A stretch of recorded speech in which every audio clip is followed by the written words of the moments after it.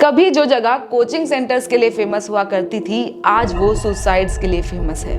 ये वो जगह है जहां पर अच्छे कोचिंग सेंटर्स पाने के लिए, अच्छे बेस्ट टीचर्स पाने के लिए, चीप हॉस्टल्स, अच्छा खाने के लिए, सब चीज के लिए स्ट्रगल करना पड़ता है। And this place is none other than Kota, जिसे काफी लोग मक्का तक कहते हैं। अब इंडियन पेरेंट्स का दो प्रोफेशन से ऑब्सेशन तो किसी से छुपा नहीं है, और ये प्लेस उनकी ऑब्सेशन को फुलफिल करने का एक जरिया है। और अगर ऑब्सेशन भी ना कहे तो गवर्नमेंट कॉलेज में एडमिशन लेकर अपनी जिंदगी बदलने का रास्ता तो हर एक स्टूडेंट को दिखाई देता है, स्पेशली नॉर्थ इंडिया के छोटे इलाकों से आए हुए बच्चे जिनके पास कोई और ऑप्शन ही नहीं है। लेकिन अगर बच्चे यहाँ पर अपनी और अपनी फैमिली की जिंदगी बदलने के लिए आते हैं तो क्यों 16 से 17 साल के बच्चे सुसाइड कर लेते हैं?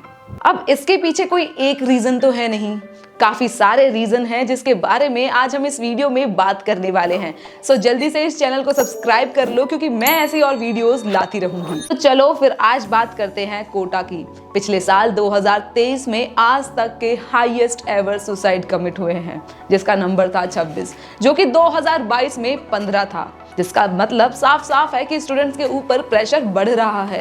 इसके पीछे मेनली 5 रीजंस है, और सबसे पहला है स्केड्यूल। अगर आप कोटा के कोचिंग सेंटर्स के बच्चों का स्केड्यूल देखेंगे तो आपको लगेगा ही नहीं कि यहाँ पर बच्चे पढ़ रहे हैं। आप सोचेंगे कि रोबोट्स के लिए है क्या। चलो एक एग्जाम्पल के साथ समझते हैं। दोपहर 12 बजे उठो, 1 बजे तक नहा धो, फिर 1 बजे लंच करो एंड 12:15 तक अपने पुराने नोट्स को रिवाइज करो। फिर 12:15 तक अपनी कोचिंग सेंटर्स के लिए ऑटो लो, 3 से 8 बजे तक क्लासेस अटेंड करो, 8 साढ़े 8 तक घर या अपने हॉस्टल पहुंचो, 9 बजे तक डिनर करो, 10 मिनट की ब्रेक लो, अपने पेरेंट्स को कॉल करो एंड देन 9:30 से 5 बजे तक स्ट्रेट पढ़ाई करो, अपना होमवर्क फिनिश करो एंड देन 5 बजे सो जाओ। इजी ना? अब अगर लगातार इसको 2-3 साल तक कोई बच्चा फॉलो करेगा, वैसे तो ये ज्यादातर नेक्स्ट टू इम्पॉसिबल है, बट अगर कोई बच्चा कर भी लेता है तो क्या वो खुश रहेगा? और अगर बच्चे इस स्केड्यूल को फॉलो नहीं करते हैं तो तब आता है हमारा second reason, cut throat competition. Kota की ना एक सिंपल सी फिलॉसफी है कि कोई भी स्टूडेंट आपका फ्रेंड नहीं, कंपटीशन है। और आपको ये सुनकर शॉक होगा कि ये सिर्फ कोचिंग सेंटर्स के टीचर्स ही नहीं, स्टूडेंट्स के पेरेंट्स भी उनको यही सिखाते हैं, बिकॉज उनका मानना है कि फ्रेंड से डिस्ट्रैक्शन होती है, पढ़ाई नहीं। अब आपको क्या लगता है, क्या ये सोच सही है? Let me know in the comments below, क्योंकि मेरे हिसाब से तो अगर ये सोच सही होती तो कोई भी दोस्त नहीं बनाता, क्योंकि पढ़ाई की बात हो या ना हो, लेकिन सक्सेसफुल तो हर किसी को होना है। और कोटा में इसी सोच की वजह से यू वुडंट बिलीव कि स्टूडेंट आपस में अपने नोट्स शेयर नहीं करते हैं, क्योंकि वहां पर स्टूडेंट्स फ्रेंड्स नहीं, थ्रेट है, कब कौन किसकी सीट लेकर चला जाए।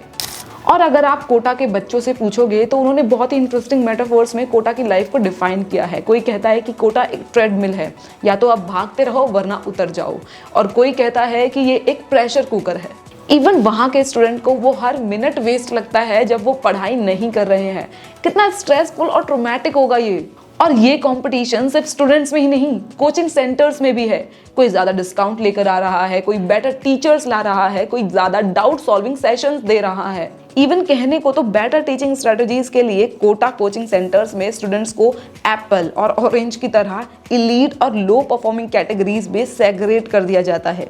जैसे कि एक बैच का नाम होगा स्टार, दूसरे का ड्रॉपर, तीसरे का परफॉर्मर, या फिर किसी का एंथुसियास्ट, अचीवर, रिपीटर। अब आप खुद सोचो, ड्रॉपर बैच के स्टूडेंट्स को अचीवर बैच के स्टूडेंट्स को देखकर प्रेशर फील नहीं होगा?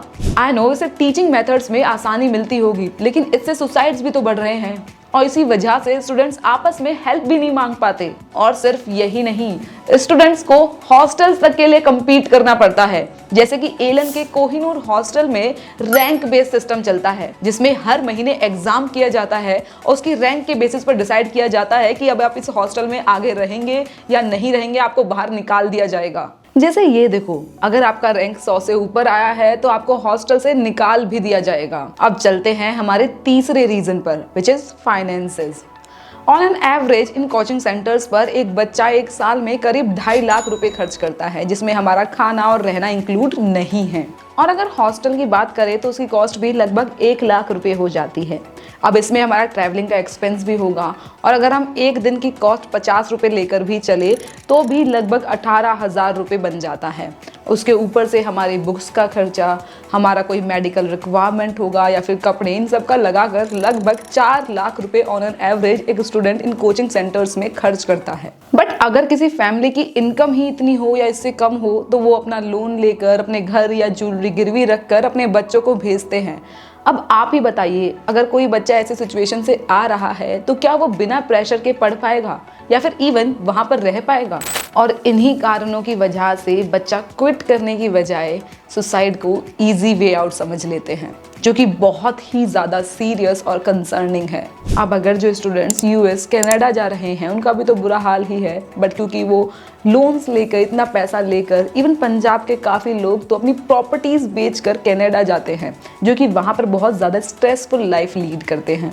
अगर आपको इंडियन स्टूडेंट्स की फॉरेन कंट्रीज़ में सिचुएशन के ऊपर एक वीडियो चाहिए तो मुझे कमेंट करके ज़रूर बताना। अब देखो, फॉरेन कंट्रीज़ में क्या होता है, ज़्यादातर बच्चे 12th के बाद ही जाते हैं, लेकिन कोटा की कई सारे कोचिंग सेंटर्स में तो बच्चों को 6-7th क्लास से ही JEE नीट की प्रिपरेशन में लगा दिया जाता है। अब आप ही सोचिए, जब हम 6-7th क्लास में होते थे क्या हमें पता भी था कि हमें क्या करना है? अब ऐसे सिचुएशन में अगर बच्चा पढ़ेगा तो क्या वो खुश रह पाएगा? अब ऐसे एनवायरनमेंट में हाउ डू यू थिंक कि एक बच्चा खुश रह पाएगा? हालांकि अब कुछ मेजर्स लिए गए हैं इन सुसाइड्स को रोकने के लिए, जैसे कि अब कोई भी कोचिंग सेंटर 16 साल के कम उम्र के बच्चे को एनरोल नहीं कर सकता है, और कोई भी कोचिंग सेंटर्स फॉल्स प्रोमिसेस नहीं कर सकता है कि हम गारंटेड ये रैंक दिला कर रहेंगे। अब 80s से चले आ रहे ये कोचिंग सेंटर्स का बिजनेस मॉडल स्टाइल 1-2 दिन में तो बदलेगा नहीं, जिसमें काफ़ी साल लगेंगे। बट लेट्स बी हैप्पी कि गवर्नमेंट ने कुछ स्टेप्स लिए हैं इनको कम करने के लिए। खैर, आज की इस वीडियो में इतना ही। आपको ये वीडियो कैसी लगी मुझे ज़रूर बताना, और इस चैनल को सब्सक्राइब कर लेना, सिर्फ 1 सेकंड और 1 क्लिक ही लगेगा।